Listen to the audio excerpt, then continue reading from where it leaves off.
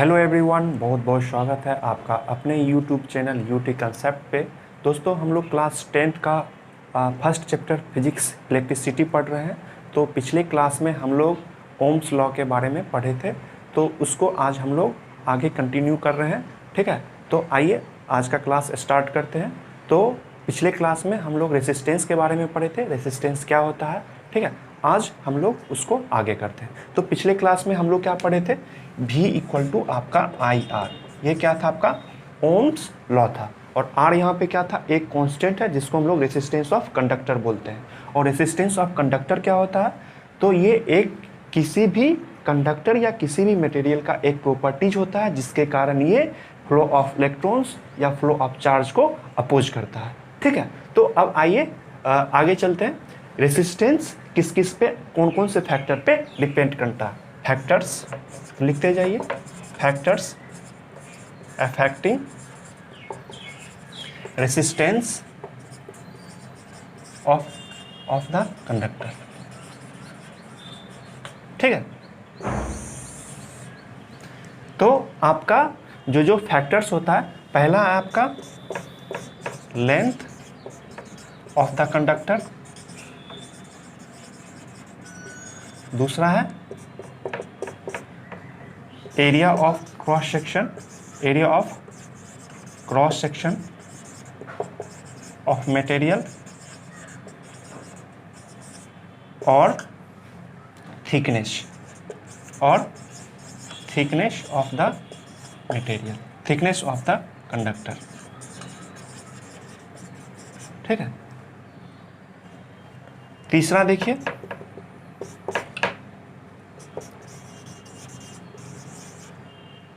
Temperature, और चौथा आपका मटेरियल ऑफ द कंडक्टर। ठीक है, तो आपका रेसिस्टेंस ऑफ कंडक्टर जो होता है आपका 4 फैक्टर्स पे आपको डिपेंड करता है। पहला आपका लेंथ ऑफ कंडक्टर, दूसरा आपका area of cross section of material या थिकनेस मतलब मोटाई। ठीक है, और टेम्परेचर, और आपका मटेरियल ऑफ कंडक्टर, वो आपका जो भी कंडक्टर है वो आपका किस मटेरियल से मिलके बना हुआ है।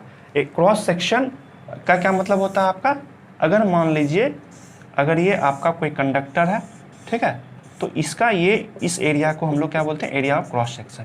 ठीक है, या क्रॉस सेक्शन। ठीक, temperature, material of the conductor. ठीक है, चलिए अब हम लोग एक एक करके पढ़ते हैं कि आपका resistance of conductor, length of conductor, area of cross section, material और टेम्परेचर पे कैसे कैसे आपका डिपेंड करता है। तो पहला आपका क्या है, length of conductor, length of the conductor. ठीक है, तो इट इज फाउंड एक्सपेरिमेंटली आपको पाया गया है कि जब हम लोग लेंथ ऑफ कंडक्टर को इंक्रीज करते हैं तो उसका रेसिस्टेंस आपका इंक्रीज करता है। ठीक है, मतलब अगर किसी वायर का या किसी भी कंडक्टर का अगर हम लोग लेंथ को इंक्रीज करेंगे तो उसका रेसिस्टेंस आपका इंक्रीज करेगा। कहने का मतलब अगर लेंथ ऑफ कंडक्टर को इंक्रीज करेंगे तो उसका फ्लो उसका चार्ज या इलेक्ट्रॉन्स के फ्लो को अपोज करने का कैपेसिटी आपका बढ़ेगा। मतलब लेंथ ऑफ कंडक्टर को इंक्रीज करने से रेसिस्टेंस ऑफ कंडक्टर इंक्रीज करेगा। तो लिख लेते हैं, it is found experimentally that length of conductor is directly to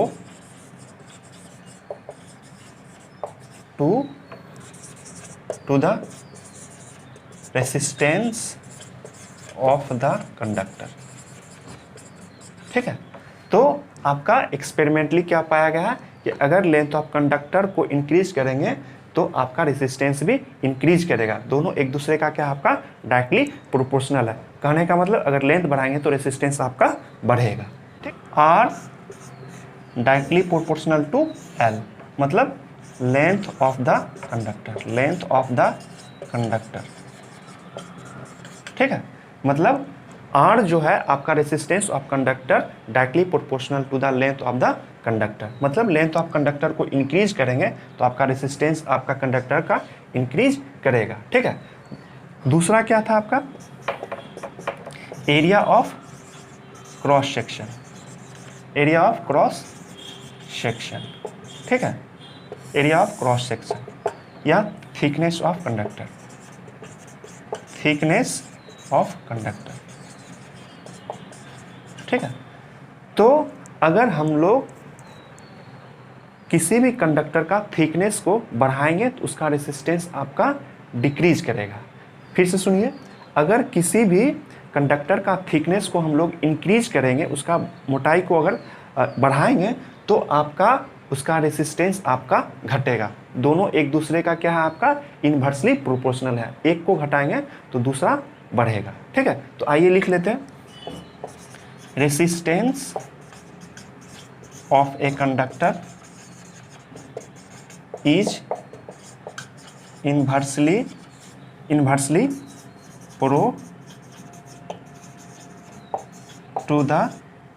proportional to the thickness और एरिया ऑफ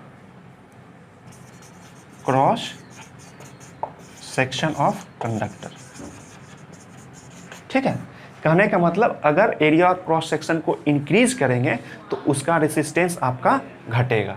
ठीक है, तो आपका यहाँ से क्या हो जाएगा, आर जो होगा आपका inversely proportional 1/, area of cross section, area of cross section. ठीक है, समझ में आ रहा है यहाँ तक। अगर किसी बच्चे को कोई भी तरह का कुछ भी प्रॉब्लम हो तो आप हमारे कमेंट बॉक्स में लिखें, वहाँ पे आपको रिप्लाई किया जाएगा, जो भी आपका प्रॉब्लम है वहाँ पे आपको सॉल्व किया जाएगा। तो आइए आगे चलते हैं। तो हम लोग क्या देखें, रेसिस्टेंस डायरेक्टली प्रोपोर्शनल होता है लेंथ ऑफ कंडक्टर के, इन्वर्सली प्रोपोर्शनल होता है area of cross section of the conductor और थिकनेस ऑफ द कंडक्टर। ठीक है, तो आपका पहला क्या था आपका R directly proportional to the length of the conductor. ठीक है, ये क्या था, एल क्या था आपका, एल क्या है आपका लेंथ ऑफ द कंडक्टर। ठीक है, आर जो है आपका इन्वर्सली प्रोपोर्शनल है, जहाँ पे ए क्या है area of cross section, area of cross section. ठीक है, तो दोनों इक्वेशन को हम लोग आर प्रोपोर्शनल L/A। ठीक है, फ्रॉम इक्वेशन 1 और 2 से।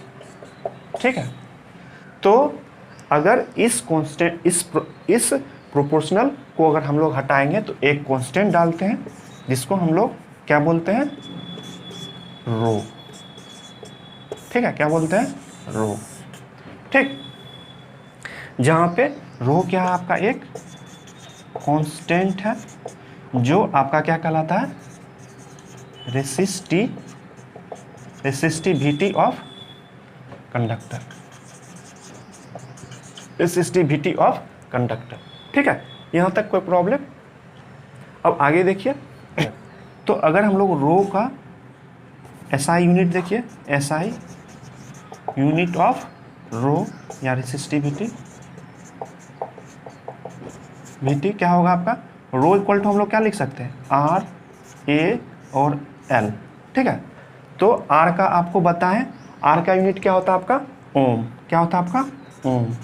ठीक है, ये एरिया ऑफ क्रॉस सेक्शन है, तो एरिया का आपको पता है यूनिट क्या होता है मीटर स्क्वायर, और लेंथ का यूनिट क्या होता है आपका मीटर। तो 1 मीटर से 1 मीटर आपका कैंसिल हो जाएगा, तो क्या हो जाएगा आपका ओम मीटर। ठीक है, तो आपका या इसको ऐसे भी लिख सकते हैं ओम मीटर। ठीक है, तो यहाँ से क्या पता चलता है कि एसआई यूनिट ऑफ रेसिस्टिविटी क्या हो जाएगा आपका ओम मीटर। ठीक है, यहाँ तक कोई प्रॉब्लम। आगे आइए, आगे देखते हैं क्या पढ़े हम लोग, R equal to rho into L/A, और रो बराबर क्या था आपका RA/L। इसका यूनिट क्या था आपको, एसआई यूनिट क्या था आपका ओम मीटर। ठीक है, अब आइए देखते हैं क्या होता है। तो अगर मान लीजिए अगर कोई भी कंडक्टर है, कोई भी आपका कंडक्टर है, कोई आपका कंडक्टर है, तो मान लीजिए इसका अगर 1 मीटर का लेंथ है और ये आपका 1 मीटर स्क्वायर का आपका क्रॉस सेक्शन एरिया है, तो रो इक्वल टू क्या हो जाएगा आपका आर, आपका एरिया कितना आपका 1 मीटर स्क्वायर और बटे आपका लेंथ 1 मीटर, तो रो इक्वल टू क्या हो जाएगा आपका आर। ठीक है, रो इक्वल टू क्या हो जाएगा आपका आर। तो यहां से हम लोग रो को डिफाइन कर सकते हैं। एक और तरीका से डिफाइन करते हैं, तो आपका जब आपका कोई कंडक्टर 1 मीटर लेंथ 1 मीटर और area of cross section 1 metre square हो, तो वो आपका न्यूमेरिकली किसके इक्वल हो जाता है, आपका रेसिस्टेंस ऑफ द कंडक्टर के। ठीक है, तो लिखिए रेसिस्टिविटी, आपका resistivity of a material is numerically equal to the resistance of rod of that material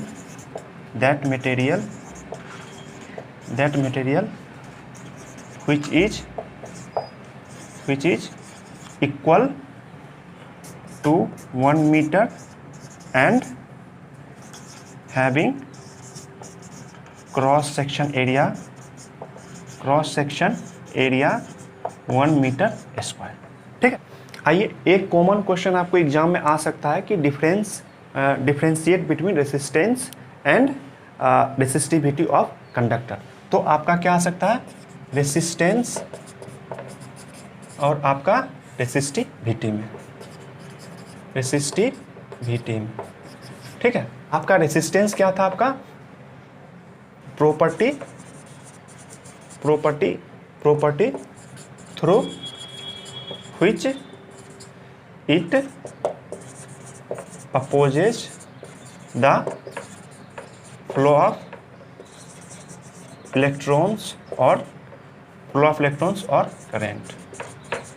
ये क्या होता है आपका, it is the resistance having a specific dimension। ठीक है, स्पेसिफिक डायमेंशन। ठीक है, दूसरा आपका क्या है, इसका यूनिट क्या होता है आपका ओम। ठीक है, एसआई यूनिट क्या होता है आपका, ओम। इसका एसआई यूनिट क्या होता है आपका ओम मीटर। ठीक है, आपका रेसिस्टेंस किस पे डिपेंड करता है, it depends upon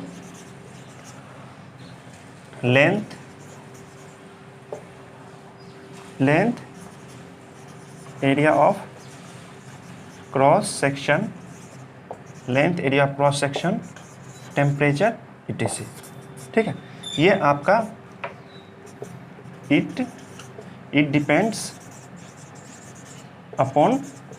upon nature of material.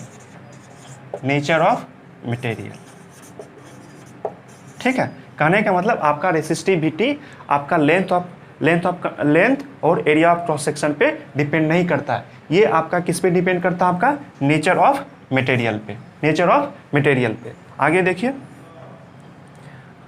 आपका ये क्या होता है, आपका रेसिस्टिविटी आपका क्या होता है, जिसे हम लोग पढ़े थे R equal to rho into L बटे ए। तो यहाँ से रो क्या हो जाएगा आपका RA बटे एल। ठीक है, ठीक, तो ये तो था आपका डायमेंशन का बात हो गया। अब आइए टेम्परेचर। ठीक है, टेम्परेचर, अगर हम लोग किसी भी कंडक्टर का टेम्परेचर को अगर हम लोग बढ़ाएंगे तो क्या होगा, आपका उसका रेसिस्टेंस आपका इंक्रीज करेगा।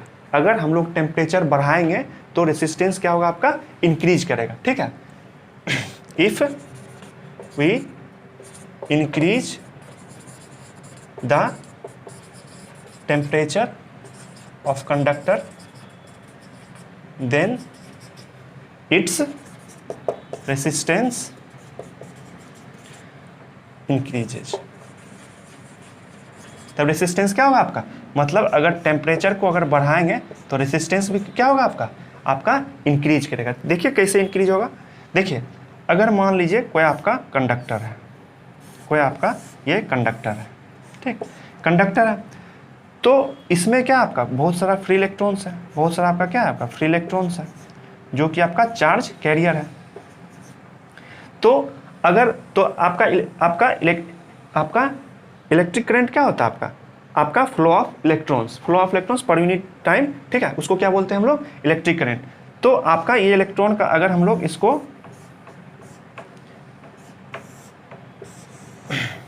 कर दें तो ये आपका, अब अगर हम लोग टेम्परेचर बढ़ाते हैं तो जो भी इसके अंदर आपका इलेक्ट्रॉन है, जो भी इसके अंदर फ्री इलेक्ट्रॉन्स है, उसका थर्मल एनर्जी से क्या हो जाएगा, इसका जो भी काइनेटिक एनर्जी इस इलेक्ट्रॉन का वो आपका इंक्रीज करेगा। इंक्रीज करने से क्या होगा, आपका इस जो भी इलेक्ट्रॉन है आपस में इसका कॉलिजन होने लगेगा। क्या होगा, आपका आपस में इसका कॉलिजन होगा। जब ये आपस में कॉलिजन होगा तो इसका मोशन जो है क्या होगा, आपका स्लो डाउन होगा। क्या होगा, आपका स्लो डाउन होगा। अगर हम लोग इसका टेम्परेचर बढ़ाएंगे, टेम्परेचर बढ़ाने से क्या होगा, आपका इलेक्ट्रॉन का थर्मल एनर्जी बोलिए या काइनेटिक एनर्जी इसका इंक्रीज करेगा। इससे क्या होगा, आपस में इलेक्ट्रॉन में आपस में कॉलिजन होगा, आपस में टकराव होगा, जिसके कारण इसका मोशन, इसका जो भी आपका मोशन है वो क्या होगा, आपका स्लो डाउन होगा। और जब स्लो डाउन होगा तो अपने आप क्या हो जाएगा, आपका इसका करंट घट जाएगा। तो आपका क्या है, तो इससे क्या हो गया, आपका करंट घट गया।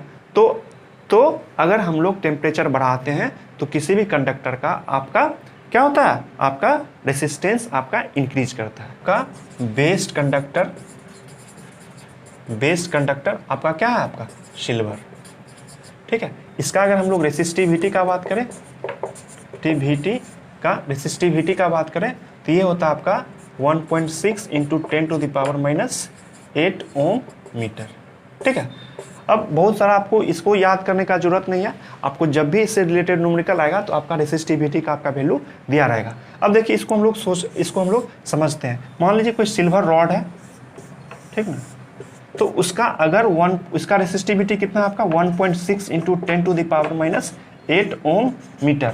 इसका क्या मतलब हुआ, इसका कहने का मतलब ये हुआ कि अगर आपका सिल्वर 1 मीटर है, 1 मीटर लेंथ, इसका लंबाई कितना 1 मीटर, और इसका एरिया ऑफ क्रॉस सेक्शन कितना है 1 मीटर स्क्वायर हो, तो इसका रेसिस्टेंस जो है, तब इसका रेसिस्टेंस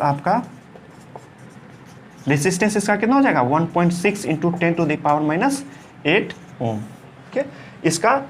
इसका रेसिस्टिविटी कितना होता है 1.6 × 10⁻⁸ ओम मीटर। तो कहने का मतलब 1 मीटर सिल्वर का लंबाई और उसका अगर cross section area 1 metre square हो तो उसका रेसिस्टेंस कितना होगा 1.6 × 10⁻⁸ ओम। ये हो गया आपका ये क्या हो गया आपका रेसिस्टिविटी, ठीक है। और रेसिस्टिविटी आपका किस पे डिपेंड करता है, नेचर ऑफ मटेरियल, ठीक है। अगले क्लास में हम लोग कॉम्बिनेशन ऑफ रेसिस्टेंस देखेंगे जो कि बहुत ही इंपॉर्टेंट है। आप लोग खुद से थोड़ा सा स्टडी तो किए ही होंगे, अगर नहीं किए होंगे तो एक बार आप खुद से देख लीजिएगा, बहुत इंपॉर्टेंट है। वहाँ से आपको कोई भी एग्जाम दीजिए, आपको वहाँ से आना ही आना, 10th 12th, आप अगर इंजीनियरिंग मेडिकल जहाँ पे भी जाइए तो आपको कॉम्बिनेशन ऑफ रेसिस्टेंस से आपको क्वेश्चन आएगा ही। तो आज का क्लास यहीं पे रहने देते हैं, अगले क्लास में फिर आप लोग से मिलते हैं।